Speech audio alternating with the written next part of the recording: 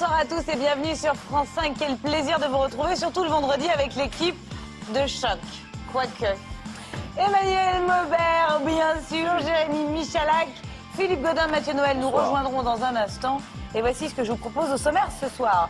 Philippe, justement, recevra dans un instant Lucie Carrasco. Cette créatrice de mode, qui est d'ailleurs en fauteuil roulant, se trouve dans une situation alarmante depuis qu'on lui a supprimé toutes ses aides. Nous tenterons de comprendre pourquoi. Le témoignage de la semaine. Moi, je dors côté porte. Allez, un témoignage étonnant, le témoignage d'une Française qui réussit à l'étranger et qui compte bien continuer.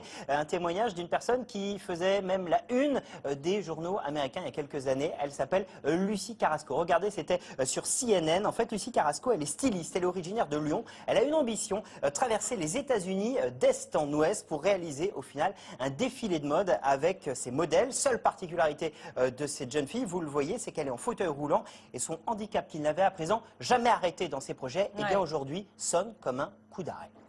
Et justement, Philippe, les médecins ne lui donnaient que 3 ans à vivre. Aujourd'hui, elle se bat pour aller au bout de son projet. Elle ne baisse pas les bras. Lucie Carrasco, bonsoir. On s'était rencontrés, je vous le disais, il y a quelques années, nous deux, à Lyon, lors d'un très bel événement. Bienvenue sur ce plateau, Philippe.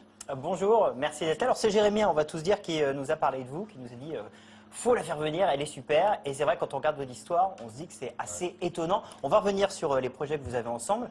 Et d'abord, on a envie de parler de votre carrière professionnelle, parce que vous êtes styliste, et ça marche plutôt vachement bien. Ouais, je suis créatrice de mode, en fait. Ouais. C'est presque pareil. C'est pas pareil. D'accord, première boulette. Moi, je suis cerveau, en fait.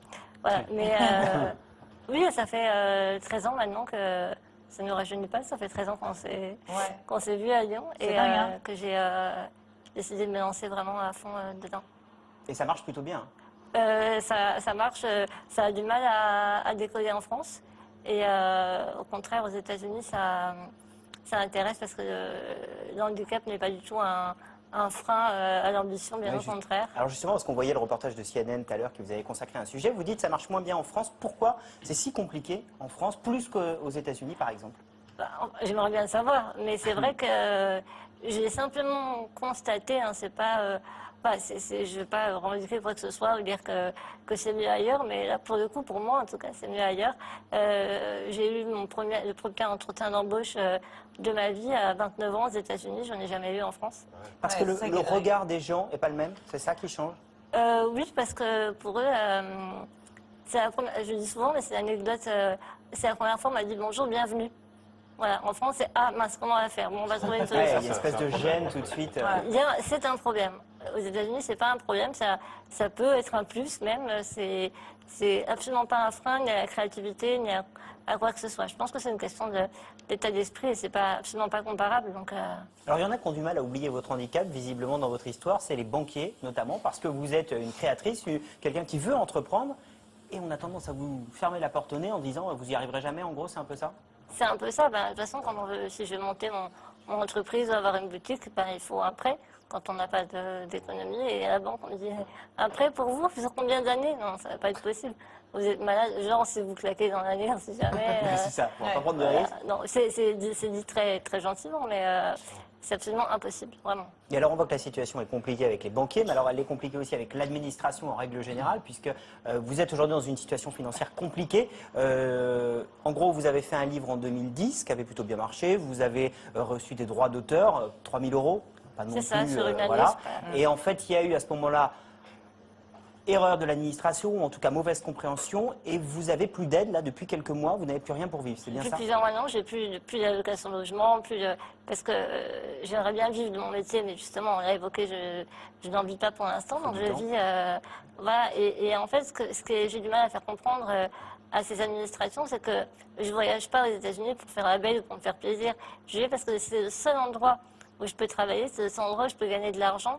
Et justement, ne plus dépendre de l'État. Je ne veux plus être à la charge de l'État, je veux me débrouiller toute seule. Mais c'est le seul moyen, c'est de partir là-bas. Et on me dit, vous avez la grande vie. Non, non, j'ai pas la grande vie, j'essaie juste de m'en sortir. Et j'ai décidé d'avoir une vie autonome, entre guillemets, c'est-à-dire de vivre dans un appartement avec mon mec et de ne pas être dans une institution. Je me suis battue pour en sortir. Et aujourd'hui, voilà, j'ai plus de logement. Je suis un peu SDF, je suis à droite, à gauche. Mon compagnon il a le malheur en plus de ne pas être français, donc pour avoir des aides, c'est encore pire. Et du coup, là, on est séparés pour plusieurs mois. Mais votre volonté d'indépendance, c'est un peu compliqué pour l'administration à comprendre. J'en paye le prix aujourd'hui.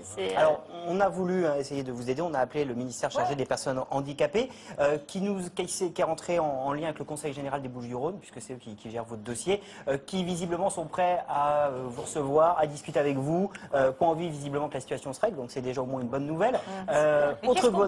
Qu'est-ce que les téléspectateurs peuvent faire pour vous aider? En gros, il faut taper mon nom sur Google et aller acheter mes robes ou faire des dons, parce que j'ai monté l'association. D'accord, donc ça c'est sympa. Il faut faire des dons à mon association pour que je puisse partir et faire de beaux vêtements et en plus peut-être les vendre en France. D'accord. Et c'est là que Jérémy essaiera d'accompagner le projet à travers les États-Unis pour faire ce défilé. Oui, c'est un projet qu'on a ensemble depuis un an. C'est Lucie qui m'a contacté. On se connaissait absolument pas il y a encore un an et qui m'a dit tiens, j'ai un projet complètement dingue, c'est traverser les États-Unis en fauteuil roulant de New York jusqu'à Los Angeles pour y faire un défilé de mode. Et je me suis dit elle est complètement cintrée. On s'est rencontrés, je trouve un personnage complètement dingue et du coup forcément très attachant et qui en plus de ça, je trouve, permet d'avoir un regard et un éclairage hyper différent de ce qu'on a l'habitude de voir sur le handicap et ça c'est important de le dire. Et je me suis dit bah tiens, pourquoi pas essayer de faire justement un documentaire à la télévision sur ce périple, sur cette traversée des États-Unis, sur ce road trip, quelque chose qu'on essaie de vendre depuis maintenant un an à toutes les chaînes de télé et toutes les chaînes de télé nous disent les gens en fauteuil roulant ça ne fera pas d'audience. Donc une fois qu'on t'a répondu ça, si tu veux, c'est un petit peu compliqué. Mais on perd pas l'espoir. Moi je garde malgré tout l'envie de le faire. Allez sur le site de Lucie effectivement pour aller acheter vos créations Lucie et du coup vous aider par la Merci vraiment à Jérémy, c'est ça assez cinglé pour y croire aussi. Et on sait nous qu'il est cinglé. À part qu'il s'habille mal, franchement il est génial. C'est lui qu'il faut rhabiller d'abord. C'est lui qu'il faut rhabiller d'abord. Je porterai des robes la prochaine fois. Bonne chance et plein de réussite encore plus. Merci beaucoup Lucie. Merci Lucie. On finit. C'est moi ça. C'est normal. C'est pour ton bien.